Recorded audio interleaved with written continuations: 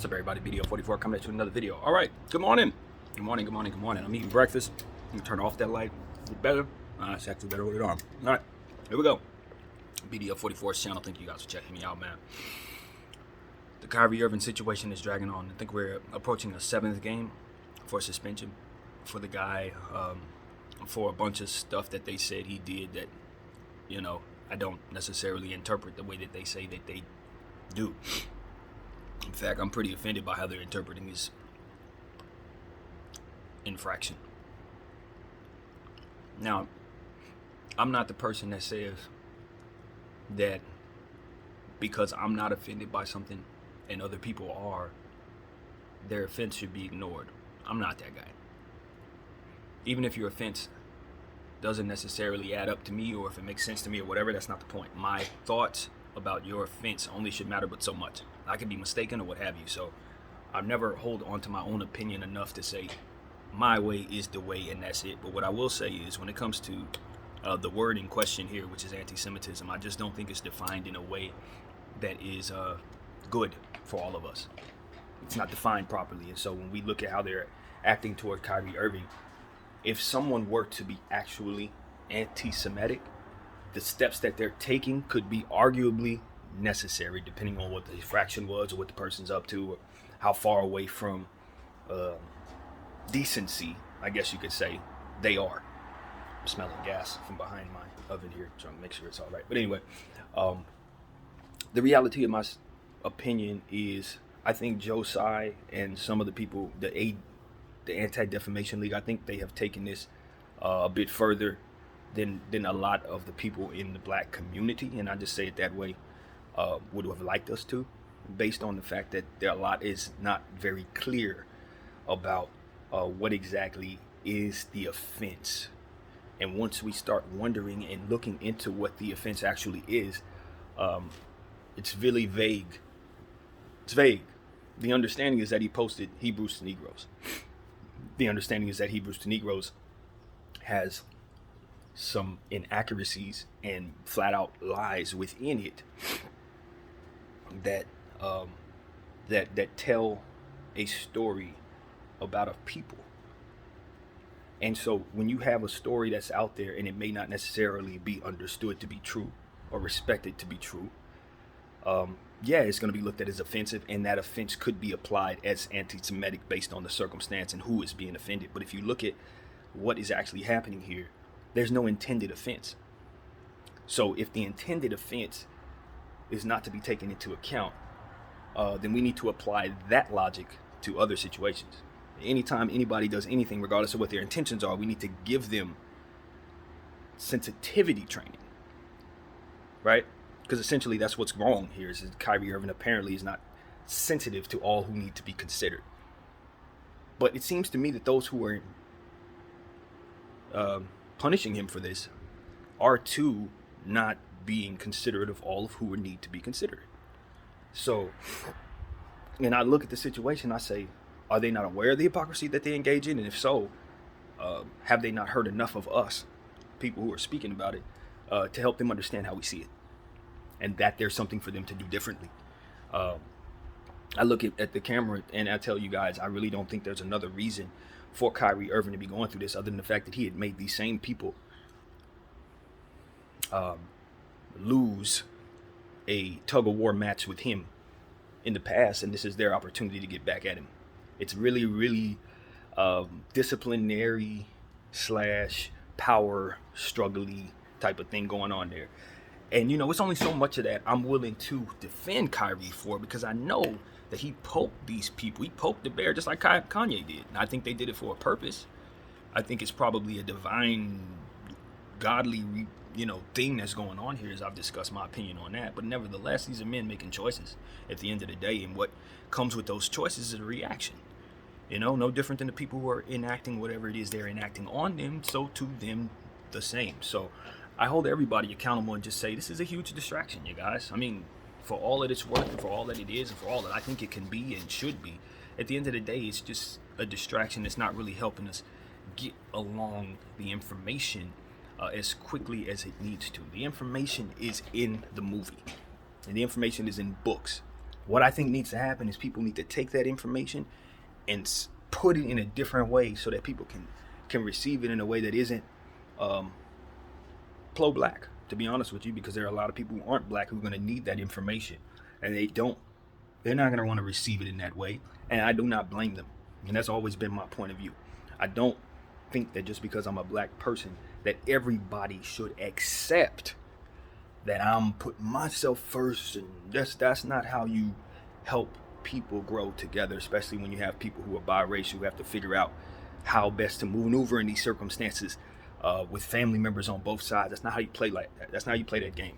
Yeah, that's cool when everybody is actually black, actually white, and we're separated and nobody is mixed at all. But when you have people who are together in this, you got to find a more smooth way of communicating the information so that everybody can receive it in a way that doesn't have people angry at each other. And I don't think that we have that in place right now with this particular piece of art delivering this particular bit of information. And I think because of it, you have a lot of people who can discredit the information in it, point a big middle finger at it, and exclude what is actually necessary for us to understand within it. And that's not a perfect thing. That's just what it is, but we have to work around it if we're going to understand what it is we're supposed to take from the situation. If you ask me personally, on a spiritual standpoint, we're supposed to take something from this other than just what's on the surface. And so that's what I'm taking from it. But just like everything else, you have to deal with the human aspect of it. And what I mean by that is human beings will always use their ambition to try to tear something down or pervert something or turn it into something it's not. And so that's what you're finding is a lot of misdirection, a lot of confusion in regards to what people's real intentions are, which is why I only speak for myself when I say that I want to have certain conversations and see certain conversations being had, because I really don't know what people's intentions are. And a lot of these things I'm seeing are I'm not really sure. I'm just not sure what people are up to or why. But I know what I'm up to. I know what I'm praying about.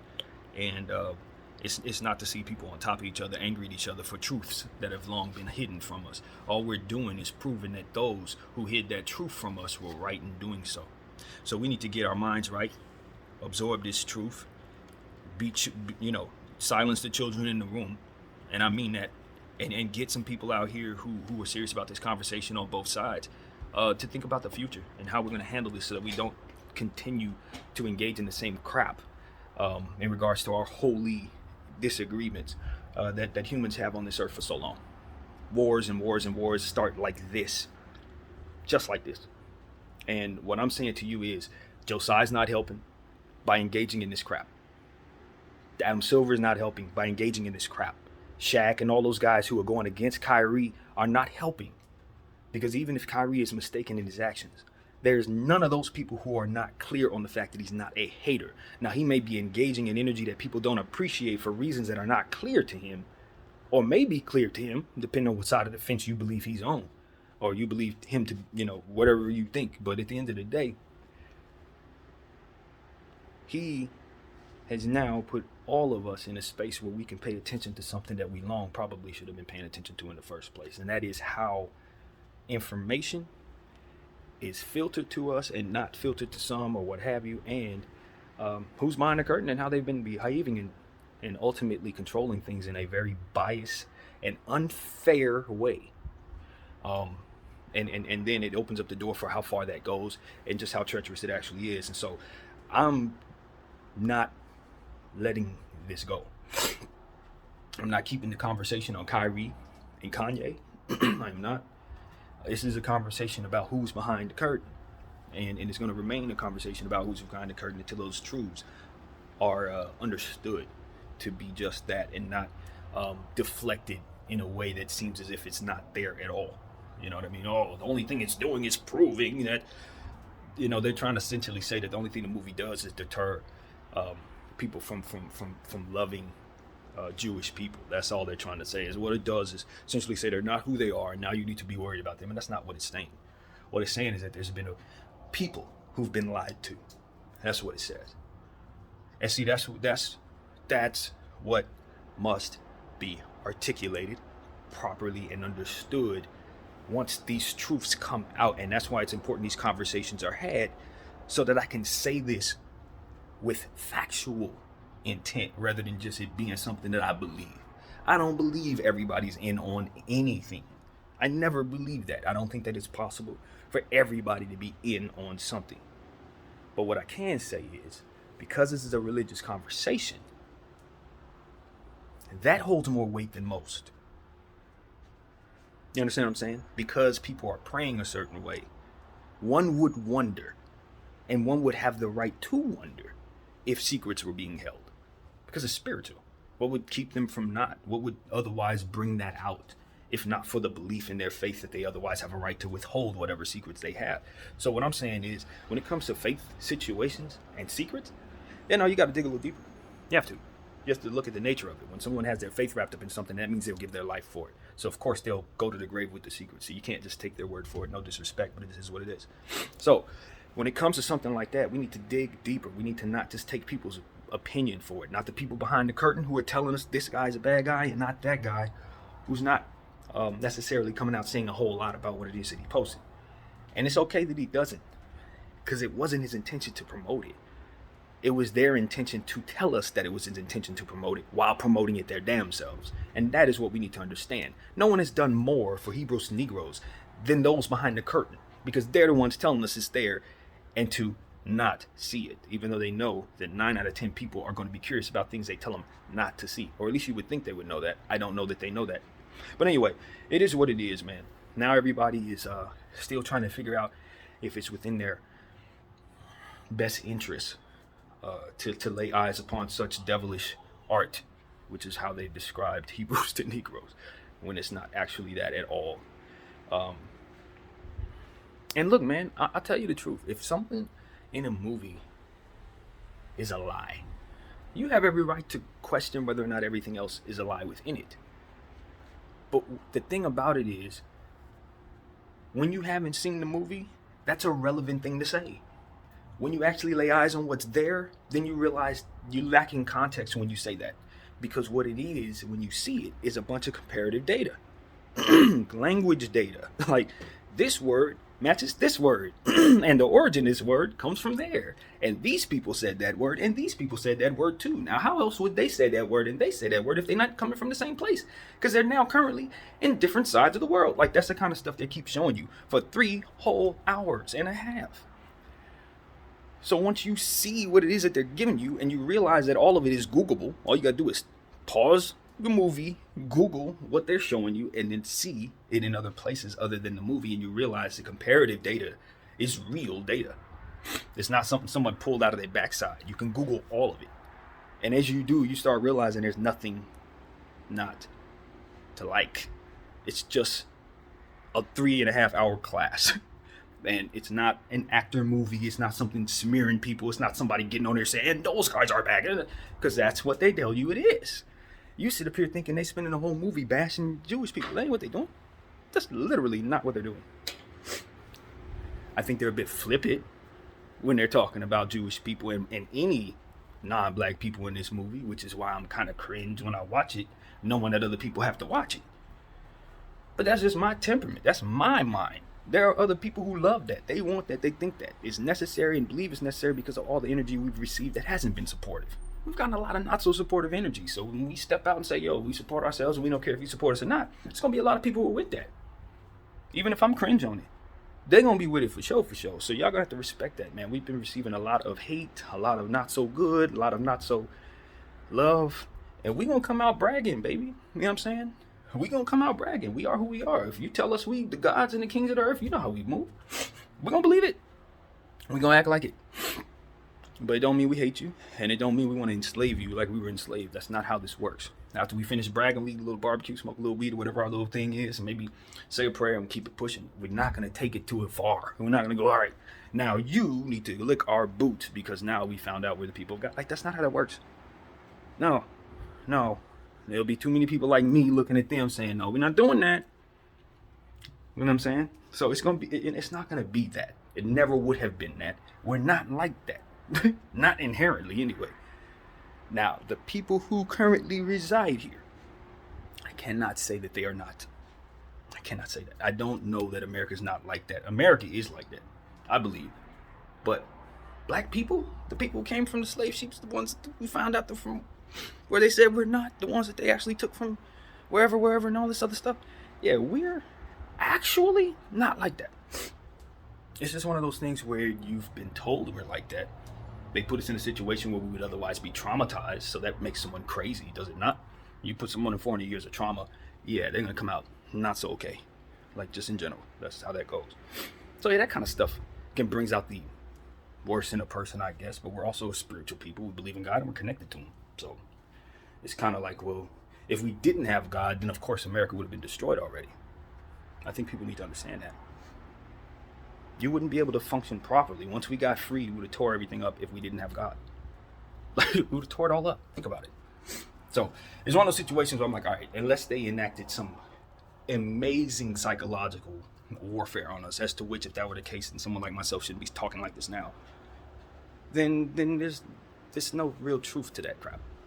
A lot of it was just people telling lies to people that would believe those lies, and then them passing those lies for generation to generation to generation, believing those lies and not realizing that the math doesn't actually add up anyway. So, it is what it is, man. Now I look at all this situation, I just say, okay, look at a guy like Josiah, I say, all right, he looks at Kyrie Irving as a thoroughbred horse who is not behaving properly. That's exactly how he looks at the man. And so what we need to do is, in my opinion, Kyrie's going to have to make a real decision about his career now. Because the only reason why that man can do that is because you're still taking his bag. The only reason why he has a right to discipline you in any way is because he's your employer. Like Josiah look at me like that, and then he's going to have to sue me after. If he does to me what he's doing to Kyrie, he's going to have to sue me after that. You understand what I'm saying? That's not going to work because I'm not his subordinate. So I'm not going to react well to it. But for Kyrie Irving, because he signed the dotted line and because he's trying to display his greatness on Josiah's platform, now Josiah has the right to look at him as an employee and say, okay, my employees must align by certain guidelines because we respect a certain thing in this company. As long as you're wearing our brand, we want you to respect these things, and he has a right to do that. And because he has a right to do that, he's enacting this bull crap in the name of that. This is not that, but he's acting like it is. So that's how I see this. Josiah is a guy from a different place where I don't think they treat human beings the same way we would like to be treated in this situation. It's a discipline thing over there, and you're going to respect them, and that's how they keep their people in line, and they don't have the same agreements as us, and that's how it works over there, right? But when he comes over here and does business, he has to understand that when you do that, you're not disciplining nobody, you're disrespecting the people. You're looking at the people who've already been done a certain way, and you're enacting the same disciplinary tactics on them that were done by them by people who didn't mean them any well. That's what Joe needs to understand. You think you mean well by Kyrie, I think. What I don't think is that you realize that you're behaving like people who didn't. So that needs to be understood. And we talk about sensitivity training. That is what Josiah needs to absorb and learn and be taught. Because this ain't how you work. In this particular land, with these particular people, you're not going to get the type of reaction that you would otherwise get from your people when you act like this. That's what I'm trying to express. Now, whether Josiah is cognizant of that or not, I have no way of knowing. But someone needs to tell him that, so it's certain that he knows it. Because he's doing one thing and he's expecting a different result. He's getting the opposite. That's what I think of Josiah. And if he's serious about not being what it is that he's appearing to be, he will take his foot off the gas and inquire about what it is that I'm talking about before this gets worse. You're not right here. You just think you are. And that's a bad sign. That's a bad sign. That other things are probably wrong as well around you. Looking at the team and all of that, I'm just saying, man, and people are talking about his stuff in his own country, stuff that he supported that I'm not privy to, so I don't really want to speak on. But from what I understand, he isn't exactly humanitarian over there either. So if he's one of those type of individuals who's corrupt in general, then the NBA needs to take a look at him, and then just like they did with some of the other guys that they've taken a look at, do what they need to do. You know what I mean? Because I don't see a reason why, just because he's not doing crazy stuff over here to our people, if he's allowing crazy stuff to go over there on his side of the fence, why is he doing business over here at the NBA? Why are we allowing him to do that? And so this is one of them norms that ain't normal. And I think that's something that Americans need to start speaking up about. If I know this sweater was made by somebody who's 5 years old in some horrible conditions and he was sitting there for 17 hours, I'm taking this thing off and I'm throwing it in the trash. Okay? That's what we need to be doing. We don't need to be wearing stuff that's done by people who are enslaved or children who are in bad situations, stuff like that. If we know of stuff like that, we need to speak up so corporate can have pressure put on them to do something about people like that when they doing business with people like that. Because if we don't be the conscience for corporate, they won't have one. That's essentially what I'm here to tell you. We have to be their conscience. It starts with the people wanting certain things, and then they follow suit morally. Otherwise, they don't have any morals. They just follow you. That's why you're seeing these actions, because they think this is the right thing to do for the Jewish people. If you're anti-Semitic, we do a bunch of crap to you, and we make sure you understand that you don't disrespect them. They think this is right. Why? Because people have told them in the past this is right. So what people need to do now is show them what right is today, so they stop doing the old crap and upgrade their nonsense. I'm telling you, this is how it works. It's just like I said about academics and all these other platforms. These people don't have to have a soul. They just have to have a voice and a microphone for the world. If you want good things, they'll show you good things. If you want to see hell, they'll show you hell. They don't have a soul for this. There's no soul. It's just reporting. So just be better. Starts with me, starts with you. Be better. Literally, that's simple. Stop wanting bullcrap. They'll stop showing you bullcrap. Literally. And so as far as, corporate and these guys, these virtue signalers or whatever the heck you call that garbage, same thing. They don't have no soul. They don't know what's right from wrong. They have no idea. They know business. They know business. They know what makes money. They know what doesn't make money until they don't. And then they revamp what they're doing so they can learn that. And then they know money. Then they know business. They know what makes money. This doesn't make money. What they're doing to Kyrie Irving doesn't make money. So whoever's behind the scenes, if you value other things over money, like, I don't know, somebody else's ideals, how they feel, their thoughts, how much they feel about their religious, I don't know how that works at the top. But if I'm sitting in that room at the top and that other guy is a different religion than me and we're doing all of this and it's costing me money while you're sitting up there, I'm going to say something. That's what I'll tell you. Can't have me in that room and we're doing all this for him and it's causing all this negative crap for the whole thing. Nah, we ain't doing that. So if that's what y'all got going on, looks kind of weird to me. So y'all know me, man. I think like something else. I don't think like a regular human being. Y'all know that. But at the end of the day, that's what I see there. I see what I think could possibly be a disagreement at the top, at the very, very top. The two people that are controlling the world, they may actually be at a disagreement because this doesn't actually make money in my mind. I don't think so. Not really. Like, this is a demonstration and an empty one because it's not working. Even the stuff that they did back in the slavery days, like, when they do certain things like a buck breaking, it had a purpose. It was supposed to do something that was supposed to apply something that did something that they wanted it to do. This ain't having that type of effect. We're calling it out. They didn't have it called out at any other point when they were enacting these practices. There was agreement around these practices. All I'm saying is somebody is not doing their math.